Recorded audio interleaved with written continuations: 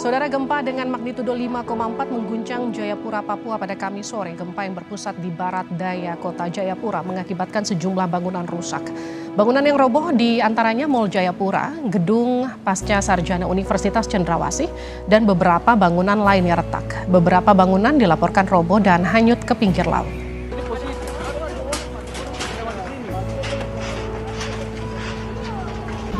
Sejumlah warga di Jayapura, Papua merekam detik-detik kejadian gempa magnitudo 5,4. Mereka membagikannya melalui media sosial Twitter. Gempa membuat bangunan serta jalan retak dan terbelah.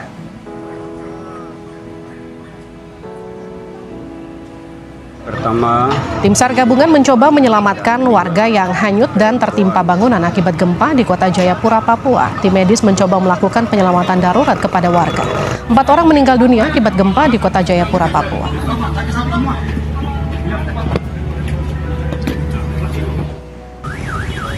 Gempa bumi bermagnitudo 5,4 mengguncang kota Jayapura, Papua. Badan Meteorologi, Klimatologi, dan Geofisika (BMKG) mengungkap gempa tektonik tersebut terjadi akibat adanya aktivitas sesar aktif. Kepala BMKG Dwi ini berdampak dan dirasakan di daerah kota Jayapura dengan skala intensitas 5 mmi. Artinya, getaran dirasakan hampir semua penduduk dan membangunkan orang yang tidur ini ya. Dan dampaknya dapat mengakibatkan retakan pada dinding. Nah, untuk intensitas 5 mmi ini tadi dirasakan di daerah Jayapura. Kemudian untuk daerah Kabupaten Kerom tercatat guncangan dengan skala intensitas 3-4 mmi. Artinya getaran dirasakan nyata dalam rumah, terasa getaran seakan-akan truk berlalu. Dan juga dengan intensitas 4 mmi itu kita bisa melihat lampu bergoyang, barang-barang yang tergantung bergoyang ya.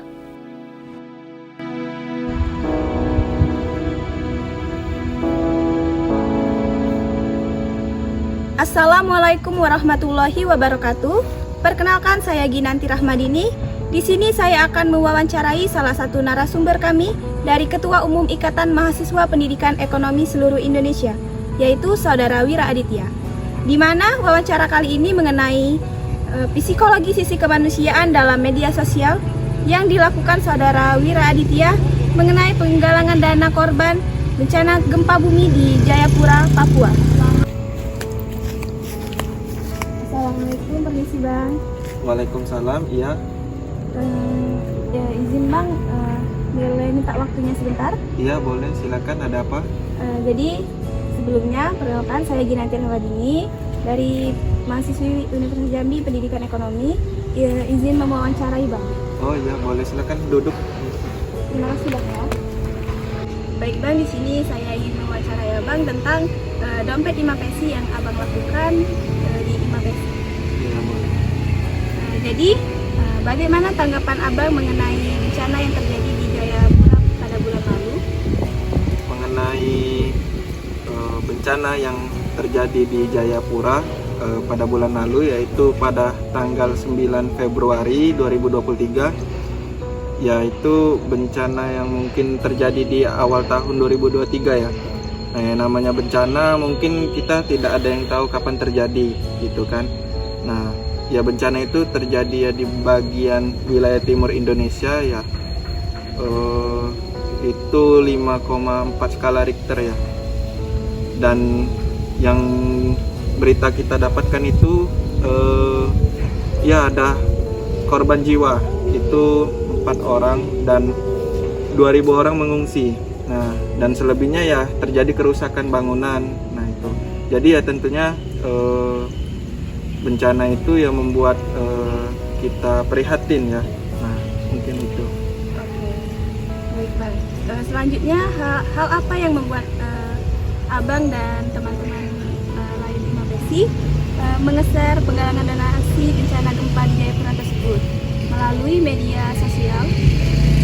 Jadi ya kami dari IMAPESI, Ikatan Mahasiswa Pendidikan Ekonomi Seluruh Indonesia, yang melakukan kegiatan galang dana yang namanya Dompet IMAPESI. Nah, itu merupakan program kerja dari ya IMAPESI. Nah, yang mana kami lakukan itu melalui digital ataupun online, itu melakukan galang dana. Jadi bagi para bagi masyarakat yang ingin membantu para korban jiwa bisa melakukan donasinya melalui online gitu. Selain memang kami dari IMAPESI juga ada yang turun mungkin ke jalan, ke lapangan gitu untuk melakukan donasi secara langsung. Namun karena kita tahu ya Jayapura itu jauh di wilayah timur, maka kita lakukan ya secara online karena saat ini kan zaman udah canggih, makanya kita manfaatkan dengan baik kecanggihan yang ada saat ini itu dengan melalui donasi secara online, bisa via transfer dan sebagainya. Baik Bang, untuk keefektifannya apakah sepenuhnya efektif melakukan donasi penggalangan dana itu melalui media sosial? Ya baik, sebenarnya ya tentu itu efektif dan sangat membantu sebenarnya ya, karena sekarang dengan gawai pun dari HP ke HP pun kita bisa ya melakukan transfer ya kan. Nah itu, namun memang yang menjadi agak kesulitan itu bahwasanya ya untuk membangun kepercayaan. Nah itu, jadi ya masyarakat mungkin masih belum sepenuhnya percaya mereka untuk melakukan donasi melalui online. Kenapa ya? Mungkin mereka takut kalau uangnya bisa jadi tidak digunakan memang untuk bencana, padahal ya itu memang digunakan untuk pada korban bencana alam. Nah itu, nah ya makanya kami adakan kegiatan itu, melakukan galang dana melalui online karena untuk mempermudah karena ya di Jayapura ada rekan kita yang nantinya mungkin dari hasil bencana itu bisa kita ya galang melalui online gitu, kita transfer ya kan. Nah itu. Oke Bang. Untuk selama proses penggalangan dana apakah ada sisi negatif dan sisi positifnya? Ya kalau sisi negatif untuk penggalangan ya itu tadi ya, jadi masih banyak ya masyarakat yang memang belum sepenuhnya percaya. Nah itu yang membuat jadi donasi yang kita kumpulkan itu tidak banyak dibanding memang kita melakukan donasi secara langsung, misalkan seperti ke persimpangan jalan kita turun langsung. Nah itu lebih efektif gitu, banyak orang yang melakukan donasinya dibanding online gitu. Dan tentunya juga kalau online ini ya kita mesti ada supportnya apa, yaitu pamflet atau flyer itu harus disebar gitu supaya masyarakat banyak yang melihat gitu, dan yaitu ada niatan untuk membantu ya mereka nanti transfer. Nah itu ya sisi positif ya, ya kita dengan mudah gitu mau donasi itu bisa dilakukan transfer dengan cepat. Kalian bersedekah ya Bang? Nah ya sebenarnya itu ya jadi bersedekah ya kan, membantu ya tentunya kan bagian dari kita juga kan, karena kita ya Indonesia. Nah ya kita mesti menolong saudara kita yang ada di wilayah timur maupun di wilayah manapun lah. Nah itu. Oke Bang, untuk pertanyaan selanjutnya, untuk ini dalam masalah target donasinya itu, kalau tidak memenuhi yang kita harapkan, itu bagaimana Bang? Nah ya baik. Mengenai soal target ya tentu ada targetan gitu. Targetan ya yang kita inginkan ya dapatnya sebanyak-banyaknya. Ya kita harapannya bisa membantu ya banyaknya ya kan kepada korban bencana yang ada di sana gitu. Karena ketika ya terjadi bencana ya seperti gempa ya mereka mengungsi, tidak tinggal di rumah pasti karena rumahnya sudah hancur ya kan. Ya butuh tempat tinggal, butuh kebutuhan yang lainnya kan, sandang pangan dan sebagainya itu. Nah itu harapannya. Namun ya ketika memang masih belum tercapai target, nah kita mungkin mencoba melakukan atau menambah hari lagi ya melakukan penggalangan dana lagi gitu. Nah itu jadi ya kalau memang tidak maksimal ya seberapa dapatnya tetap itu akan kita berikan. Nah seperti itu ya, seberapa yang ada. Baik Bang, lalu melalui penggalangan dana ini, apakah bisa terlihat sisi kemanusiaan kita sebagai rakyat Indonesia untuk membantu sesama saudara? Ya jelas ya terlihat, karena kenapa ya itu tadi kita ya membantu saudara kita yang terkena musibah bencana, yaitu tadi dengan melakukan galang dana ya secara online. Walaupun online ya kita tetap membantu gitu kan. Nah itu jadi ya itu karena mungkin banyak hambatan kita untuk melakukan aksi secara langsung turun ke jalan gitu kan, ke persimpangan. Nah makanya kita lakukan online. Nah dan juga ya ini apalagi ketika masa pandemi COVID, ketika itu pun ketika masa pandemi itu kan banyak juga terjadi bencana. Nah itu kita melakukan galang dana melalui online gitu ya, banyak juga yang membantu gitu. Nah itu jadi ya karena kita tidak bisa turun ke jalan kan, terbatas karena waktu itu ya lagi PPKM dan sebagainya. Nah membatasi gerak kita, makanya kita adakan online. Nah inilah sangat terbantu sebenarnya adanya online ini. Lalu Bang, apakah berkaitan sama psikolog kita yang melakukan penggalangan dana tersebut untuk saudara kita? Iya, tentu itu pasti. Karena apa ya? Ya kita kan manusia nih ya, makhluk sosial gitu, yang sudah sepastinya sebagai manusia itu harus ya saling tolong menolong. Apalagi ya kita menolong terhadap korban bencana alam gitu, yang memang mereka membutuhkan bantuan. Ya siapa lagi kalau bukan kita yang membantunya gitu. Nah itu. Ya jadi memang sudah seharusnya itu, sudah seharusnya membantu gitu. Mungkin itu. Oke Bang, untuk pertanyaan untuk yang terakhir, mungkin Abang bisa menyampaikan pesan kepada teman-teman yang ada di luar sana agar mereka bisa melakukan seperti yang 5PSI lakukan, misalnya melakukan penggalangan dana lebih luas lagi dan bisa membantu saudara-saudara kita yang terkena bencana. Selamat Bang. Baik, mengenai bencana alam yang terjadi, kita tidak tahu bencana itu kapan terjadi. Namun yang pastinya ya di sini kita sebagai manusia tentunya harus saling tolong menolong gitu ya. Nah jadi kita menolong itu banyak hal. Nah salah satunya ya ini dengan melakukan donasi ya. Jadi 5PSI ini ya sebagai wadah yang membantu gitu, membantu korban bencana ya. Nah, itu sebagai wadah ya, jadi nantinya dari donasi yang terkumpul ya kita akan salurkan. Nah itu di sini ya kita saling bantu membantu. Nah itu jadi ya sudah seharusnya ya kita sebagai manusia harus saling tolong menolong sekecil apapun itu yang kita berikan. Baik Bang, terima kasih atas kesempatan dan waktunya dalam kami untuk mewawancarai Abang di sini. Jika ada salah kata atau lebih dan kurangnya, saya mohon maaf. Izin pamit ya Bang. Ya silakan. Assalamualaikum Bang. Waalaikumsalam.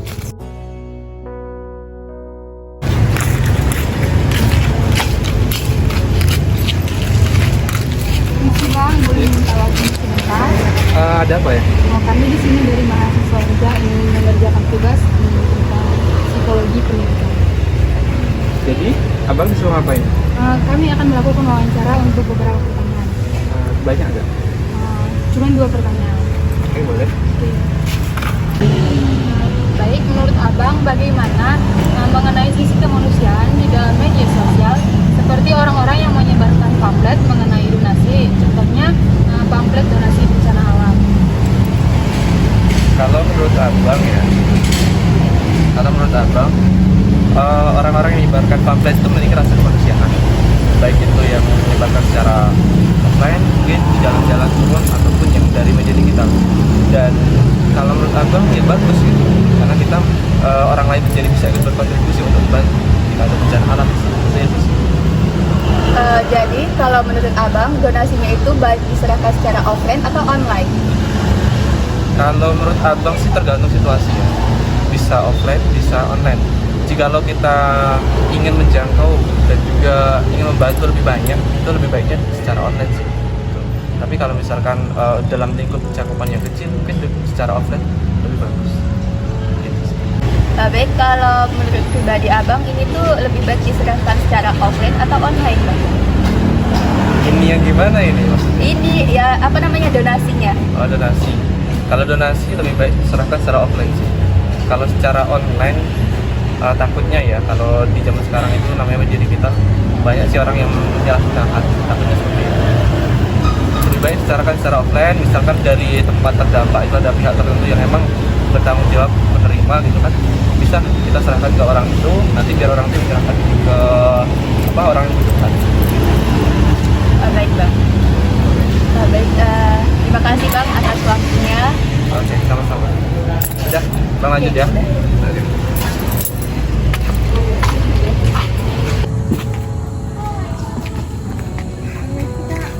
Ya, ada apa? Kak, waktunya ke wawancara. Wawancara apa ya? Mengenai itu, sisi kemanusiaan dalam media sosial. Perkenalkan, saya dari mahasiswa Prodi Pendidikan Ekonomi.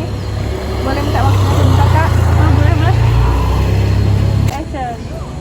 Baik, Kak, perkenalkan nama saya Triwati Markama. Di sini saya dari Prodi Pendidikan Ekonomi angkatan 21. Saya ingin mewawancarai Kakak dengan tema sisi kemanusiaan dalam media sosial. Apakah Kakak berkenan untuk diwawancarai? Iya, saya berkenan. Kalau boleh tahu Kakaknya dari Prodi mana ya, Kak? Dan namanya siapa, Kak? Saya dari Prodi Sindika Tasik. Nama saya Latia Sarsalinda Putri. Angkatan berapa ya, Kak? Saya angkatan 2020. Jadi, Kak, pertanyaannya di sini, menurut Kakak, bagaimana sih sisi kemanusiaan di media sosial yang contohnya seperti orang-orang yang menyebarkan pamflet bencana, yang misalkan ada bencana di sini, terus dia menyebarkan pamflet, terus di situ kan nanti tertera nomor rekeningnya atau nomor dana yang bisa disalurkan. Menurut Kakak bagaimana, Kak? Menurut saya itu tentu saja udah pasti ada sisi kemanusiaannya ya, dan itu juga membuat kita lebih cepat dan praktis tentunya. Misalkan kan ada bencana alam di luar Pulau Sumatera atau di Pulau Jawa gitu, sedangkan kita ada di Pulau Sumatera. Nah, itu bisa mempermudah kita dan lebih praktis dalam membantu setiap orang yang lebih membutuhkan, seperti itu. Baik. Terus selanjutnya menurut Kakak, apakah sebaiknya donasi itu diberikan secara online ataupun offline? Kalau menurut saya sih lebih ke yang online ya, secara melalui media sosial seperti itu. Nah, itu tuh dapat ya, kembali lagi ke jawaban saya sebelumnya tadi, itu tuh dapat mempermudah kita dan secara lebih praktis ya, dimanapun dan secara cepat kita bisa menolong sesama manusia. Kalau Kakak pribadi, Kakak lebih percaya memberikan donasi secara online ataupun offline, Kak? Kalau saya, kalau melalui, tentu saja kalau percaya lebih ke yang offline ya, karena kan lebih terpercaya nih, lihat langsung orangnya, langsung ke sasaran yang tepat. Nah, kalau online itu kan kita ya percaya nggak percaya, tapi kan kembali lagi ke niat awal ya, ingin membantu sesama manusia yang lebih membutuhkan. Jadi itu kita ya percaya saja ke misalnya ada lembaga yang menyebar pamflet untuk donasi bencana alam. Baik, Kak, terima kasih. Mungkin hanya itu yang dapat saya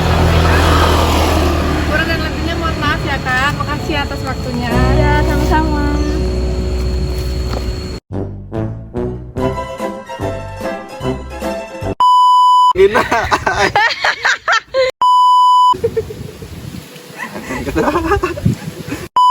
Empat 5 pesi yang abang Yo. 1, 2, 3, action.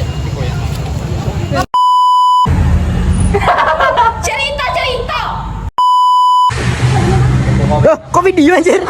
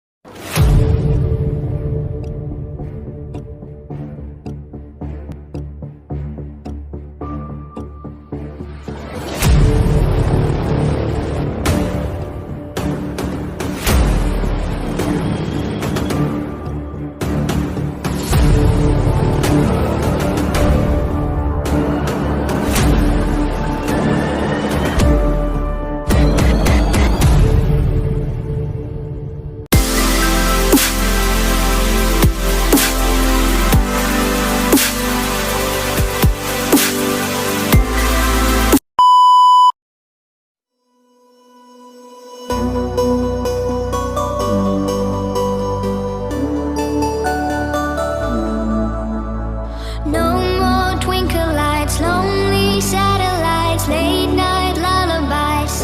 It's the world falling. No more turtle dove, no more secret love, no help from above. It's the world falling down, down, down, falling down, down, down. But I feel only love. World is falling down, down, down, falling down, down, down. But I feel only love. It's the world falling down, down, down, falling down, down, down. But I feel only.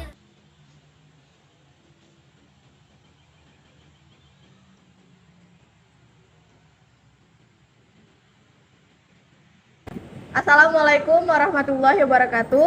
Halo semuanya, perkenalkan kami dari kelompok 3 mahasiswa Pendidikan Ekonomi Fakultas Keguruan dan Ilmu Pendidikan Universitas Jambi. Pada video kali ini kami akan mengangkat tema tentang pola asuh anak di era digital. Selamat menyaksikan. Pola asuh anak di era digital memerlukan perhatian khusus dari orang tua agar anak dapat tumbuh dan berkembang dengan optimal. Di era digital yang semakin canggih ini, teknologi menjadi bagian penting dari kehidupan sehari-hari. Anak-anak semakin terpapar dengan teknologi seperti penggunaan gadget, media sosial, dan internet. Namun, penggunaan teknologi yang tidak terkendali dapat berdampak negatif pada perkembangan dan kesehatan anak. Oleh karena itu, orang tua perlu menerapkan pola asuh yang tepat agar anak dapat menggunakan teknologi secara bijak dan sehat. Salah satu hal yang perlu diperhatikan dalam pola asuh anak di era digital adalah waktu penggunaan gadget. Orang tua perlu membatasi waktu penggunaan gadget pada anak agar anak tetap memiliki waktu untuk bermain, belajar, dan berinteraksi dengan lingkungan sekitar. Selain itu, orang tua juga perlu memilih konten yang tepat untuk anak. Konten yang tidak sesuai untuk anak dapat mempengaruhi perilaku dan perkembangan anak secara negatif. Oleh karena itu, orang tua perlu memilih konten yang edukatif dan bermanfaat untuk anak. Kemudian, orang tua juga perlu mengajarkan anak tentang etika digital, seperti cara berkomunikasi yang sopan dan bijak dalam menggunakan media sosial. Hal ini penting untuk menghindari perilaku negatif seperti cyberbullying dan pelecehan online. Selanjutnya, orang tua perlu membantu anak membangun hubungan sosial di dunia nyata, seperti mengajak anak bermain dengan teman sebayanya. Hal ini dapat membantu anak membangun keterampilan sosial dan mengurangi ketergantungan pada teknologi. Orang tua juga perlu mengawasi aktivitas online anak dan memastikan anak tidak mengakses konten yang tidak sesuai atau berinteraksi dengan orang yang tidak dikenal. Hal ini dapat membantu melindungi anak dari bahaya di dunia maya. Dengan menerapkan pola asuh yang tepat, orang tua dapat membantu anak berkembang secara optimal di era digital saat ini. Pola asuh yang bijak dan sehat dapat membantu anak mengembangkan keterampilan sosial, kreativitas, dan kognitif yang dibutuhkan untuk masa depan mereka. Assalamualaikum warahmatullahi wabarakatuh. Halo semuanya. Perkenalkan, saya Rinda Puspitasari. Di sini saya mewakili teman-teman saya dari kelompok 3 dari mahasiswa Pendidikan Ekonomi Fakultas Keguruan dan Ilmu Pendidikan Universitas Jambi angkatan 2021. Nah, pada video kali ini saya berkesempatan untuk menginterview salah satu orang tua muda, yang mana pada video kali ini kami mengambil tema tentang pola asuh anak di era digital. Langsung saja yuk kita kenalan dengan narasumber kita. Halo, nama saya Ibu Rina Seliana. Saya ibu berusia 33 tahun. Saya punya 2 orang anak perempuan. Yang satu berusia 11 tahun kelas 5 SD dan satu lagi umur 3 tahun. Oke, makasih Kak. Kalau begitu ini anaknya dua orang tadi, itu perempuan semua atau satu orang laki-laki, satu orang perempuan? Dua-dua anak saya perempuan. Gap umurnya cukup jauh ya Kak? Iya. Nah, kalau boleh saya tahu Kak, ini kan kami lagi membahas tentang pola asuh anak di era digital. Nah, kalau boleh saya tahu, sejak kapan anak-anak Kakak itu mengenal tentang alat-alat digital seperti kayak televisi, handphone, dan lain sebagainya? Anak saya sih yang dari pertama emang saya perkenalkan TV ya, yang pertama kali yang awam TV itu setelah dia bisa berbicara sekitar umur 1 tahun baru saya perkenalkan TV. Kalau untuk telepon sendiri Kak, HP gitu kan biasanya kalau anak zaman sekarang nih kalau misalkan nangis gitu lagi tantrum, biasanya orang tuanya ngasihnya gadget, YouTube, nonton YouTube aja biar diam gitu. Nah, kalau Kakak sendiri gimana? Ya, saya termasuk ibu yang perfect ya soal pertumbuhan anak ya. Jadi saya emang tidak memperkenalkan terlebih dahulu anak saya sebelum bisa berbicara, karena televisi, handphone itu kan terlalu cepat ya kosakatanya. Jadi saya takut anak saya tidak bisa berkembang karena mengikuti televisi. Jadinya saya memperkenalkannya yaitu umur 1,5 tahun baru saya memperkenalkan. Nah, untuk memperkenalkan diri tadi, memperkenalkan alat komunikasi tadi, seperti yang udah Kakak bilang tadi, itu dari diri Kakak sendiri ya. Kalau untuk keluarga Kak, misalkan dari kakaknya udah melarang nih, dari usia 1,5 tahun baru boleh melihat televisi, handphone gitu ya, YouTube. Kalau dari keluarga sendiri Kak, misalkan dari umur 3 bulan, apakah sudah ada yang memperkenalkan alat-alat tersebut gitu? Kebetulan anak-anak saya itu bisa diatur ya, karena kakaknya cuma ada 1, jadi tidak memperkenalkan langsung tanpa seizin saya. Oke. Nah, setelah anak-anak tadi mengenal gitu ya Kak, bisa mengakses TV, kemudian YouTube, handphone gitu. Nah, ada kecenderungan nggak sih, ada kecenderungan nggak dari anak-anak Kakak itu ketergantungan gitu akan alat-alat tersebut? Ya, awalnya anak-anak emang suka ya lihat televisi, handphone, ya, apalagi handphonenya banyak film-film, fitur-fitur yang menarik anak-anak ya. Tapi itu semua bisa dihandle, bisa diberi jeda, bisa diberi waktu agar anak tetap tertib, teratur, mengikuti perintah ibunya. Kalau dari Kakak sendiri ada batasan waktu nggak? Kayak misalkan satu hari cuma boleh 5 jam atau 3 jam aja nih nonton HP, nonton TV, selebihnya udah belajar, main di luar gitu sama teman-teman. Ya, saya sendiri emang masuk ibu yang membatasin itu. Anak saya setelah pulang sekolah, saya suruh istirahat, makan, baru pegang handphone. Itu pun hanya 1 jam. Setelah 1 jam dia harus melihat PR-nya. Kalau sudah habis maghrib itu sudah fokus mengaji, terus tidur. Kalau boleh tahu Kak, waktunya itu pagi hari Kak atau setelah pulang sekolah di sore hari gitu? Kalau untuk handphone itu setelah pulang sekolah, karena pagi emang subuh, sudah subuhan, sudah siap-siap berbenah untuk sekolah. Oke.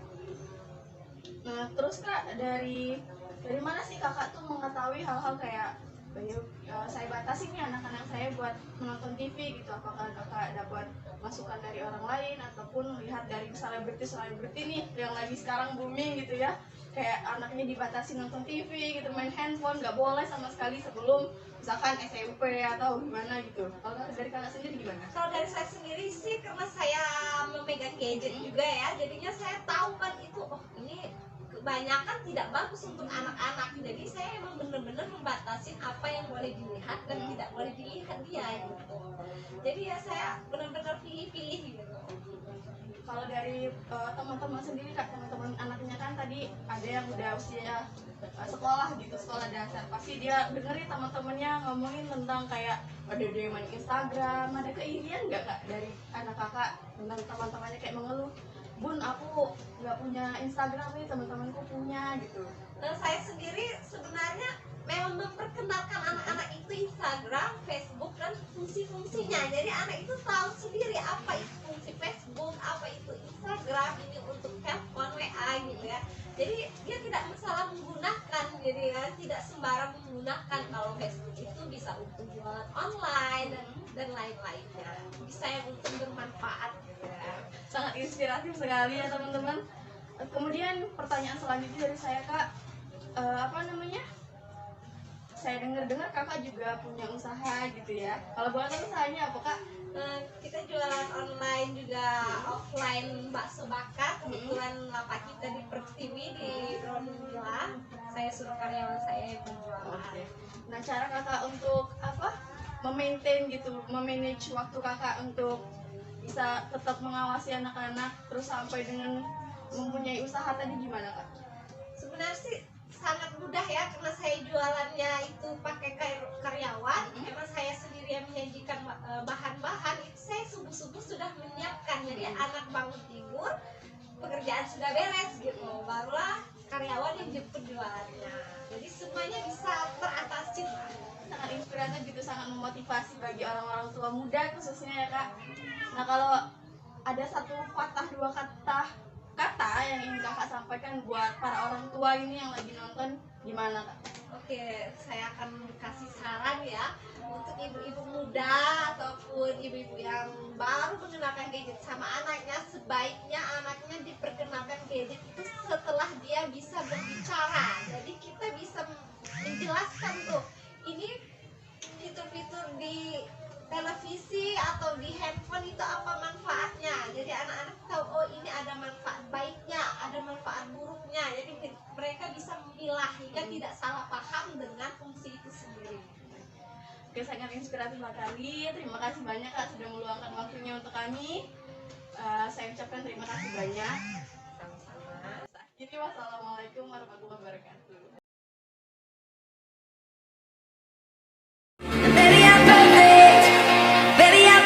For you, and if you like then I drive with the windows down. If you like going places we can't even pronounce. If you like to do whatever you've been dreaming about.